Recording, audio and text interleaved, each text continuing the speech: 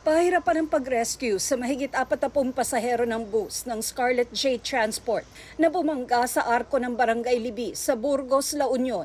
Ang driver at konduktor naipit sa unahan at nadaganan ng mga pasahero at upuan. 41 ang sugatan.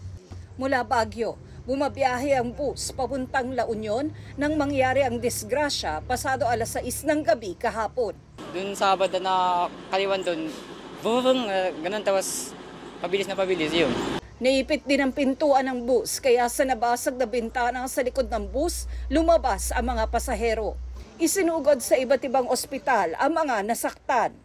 Base sa paunang investigasyon, posibleng nagka-mechanical failure ang bus kaya nag-overshoot o lumampas sa kurbada at sumalpok sa arko.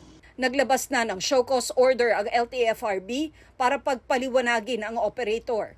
And upon verifying the records of the bus, yung franchise nga nun is with us.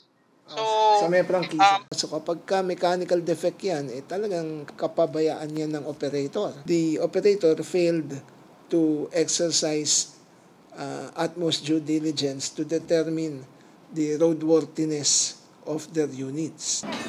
Naglabas na rin ng show cause order ang LTFRB sa First Forwarders Co. Inc., ang kumpanyang may hawak ng prangkisa para sa truck na sangkot sa karambola sa Marikina nitong Miyerkules ng gabi. 3 ang patay, habang 10 naman ang sugatan sa insidente. Ang magiging depensa ng operator is factory defect.